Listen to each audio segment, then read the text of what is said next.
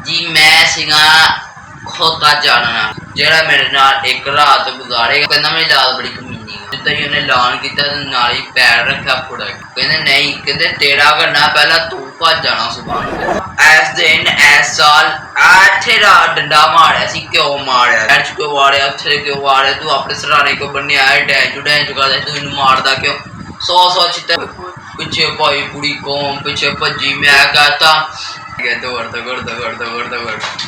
पिंकी बाहर बनया हूं भी हिसाब देना पैना बाहर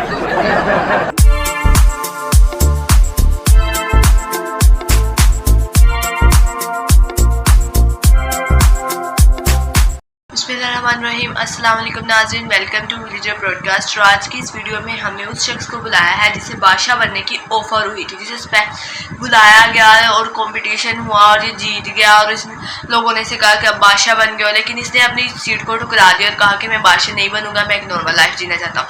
ऐसा क्यों हुआ है कि कोई इतनी ज़्यादा दौलत वगैरह छोड़कर, शोहरत छोड़कर, राश छोड़कर, सब कुछ छोड़कर एक गुजार रहा है? आखिर क्यों ऐसा है? बादशाहियत क्यों छोड़ दी? जानने के लिए आज हमने इनको यहाँ पे बुला लिया है। अस्सलाम वालेकुम। वालेकुम सलाम। क्या वालेकुम यार साहब? ठीक ठाक। हमने आपके बारे में बहुत सुना था कि आपने मतलब बादशाह बनने से इनकार कर दिया। वैसे तो आप सारी जिंदगी बेकार ही रहते हैं और बेकार ही रहना है, वो हम सबको पता है। जगह जगह भी आप शौकिया मारते रहते हैं, मैं बादशाह बन गया, मैं शहजादी चुरा ली, ये वो। और अब जब आपको बादशाह बनाया गया तो आप बने क्यों नहीं? थोड़ी सी कहानी बयान। नहीं मैं नहीं बनया ते तानू केड़ी तकलीफ? फिर भी लोगों को तजस्सुस तो है ना। ठीक है जी, मेरी हूं कहानी गौर ना सुन लियो, 3 मिनट है कहानी खत्म करनी, मैं जाना खोता चलाना। हाँ आपका खोता इंतजार कर रहे हैं जी। मैं सिगा खोता जानना वाला। हाँ वो पता है हमें।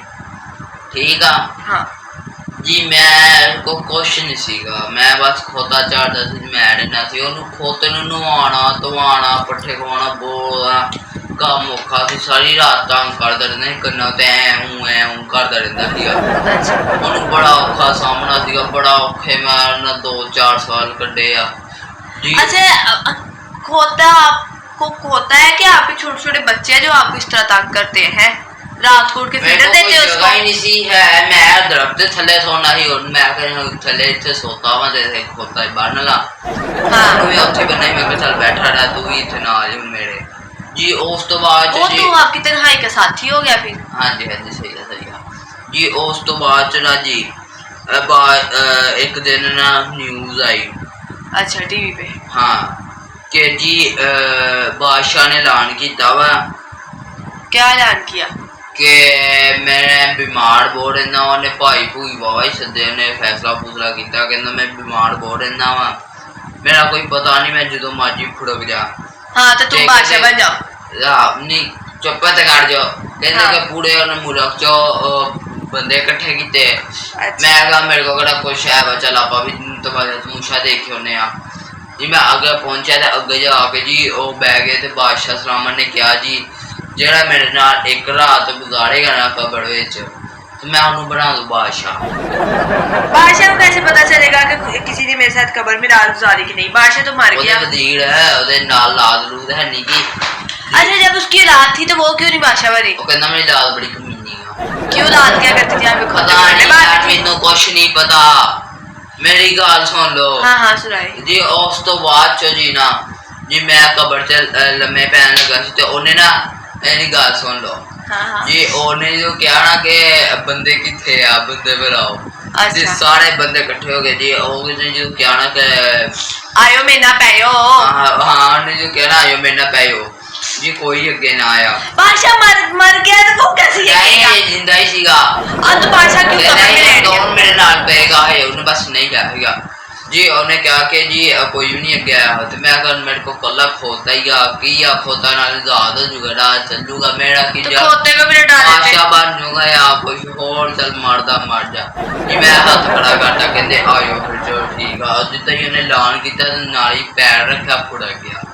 अच्छा जी। उस बाद जी कब्र दी तैयारियां की गई ते फल फ्रूट रखे गए, मैं भी विच वड़ गया। पहले आपने खत्म खाया बादशाह? हाँ पहले खा खू के मैं भी विच वड़ गया जी। एक रात ने क्या किया, मैं चलो एक रात ही सही जी कबर च लम्मे पै गया अच्छा जी भाई जी जिदा ही 8-9 बजे फरिश्ते आ गए एंट्री लैके ओए होए एड्डे जी पर्ची लैके आ गए कहते जी कड़ो साहब मैं कहा आ पिया बादशाह कड़ो साहब कहते नहीं कहते तेरा करना पहला तू भज जाना सुबह मैं कहा जी ठीक है जी कर लो कहना साहब मेरे को एक खोता सीगा ओदा काला साहब होना हाँ जी एड्डी वाडी लिस्ट कर दी ओए होए एड्डी वाडी लिस्ट कर खोते की लिस्ट दी बड़ी हाँ वही होगी खोता था के बादशाह था वो एड्डी वाडी लिस्ट काट ली काट के कहते जी हाँ जी तेरा नाम हाँ वा मैं कहा हाँ जी तेरे खोते का नाम आवा मैं कहा हाँ वो हमने खोते का भी नाम रखा हुआ है हाँ। क्या पिंकी रखा है हाँ जी ये वो नहीं कहता खोते का नाम आ मैं कहा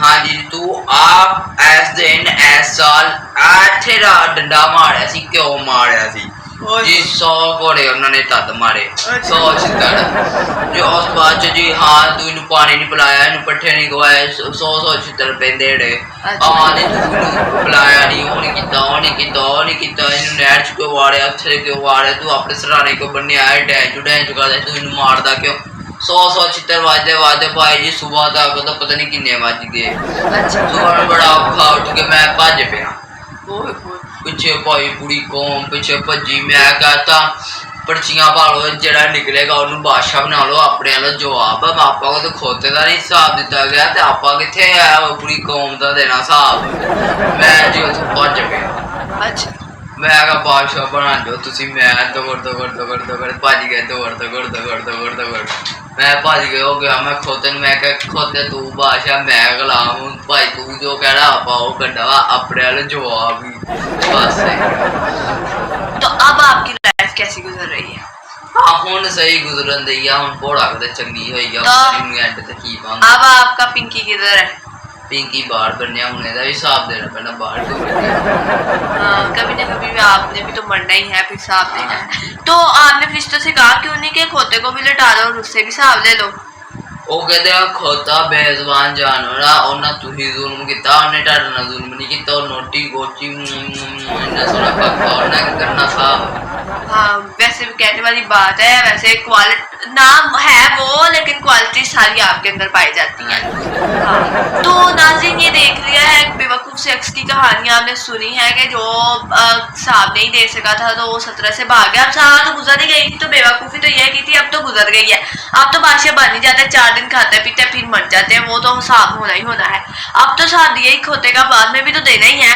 जब मरोगे तब भी देना पड़ेगा हिसाब तो आपने सुन लिया है कि किस तरह इंसान का हिसाब होता है और इंसान को छोटी छोटी चीज़ का हिसाब देना पड़ता है वैसे तो इसने एक तरफ से देखा जाए तो बिल्कुल सही किया है क्योंकि जो इंसान एक चीज़ का हिसाब नहीं दे सकता वो पूरी सल्तनत का हिसाब कैसे देगा तो इसकी कहानी यही ख़त्म करते हैं ये आज की वीडियो में भी बादशाह नहीं बना और देखते जाते हैं आगे कभी कहीं शायद ज़िंदगी में कभी हमारी एक वीडियो में ये ज़रूर बादशाह बन जाएगा तब तक के लिए अल्लाह हाफिज़ बहुत बहुत शुक्रिया हमें इसी तरह लाइक सब्सक्राइब शेयर करें।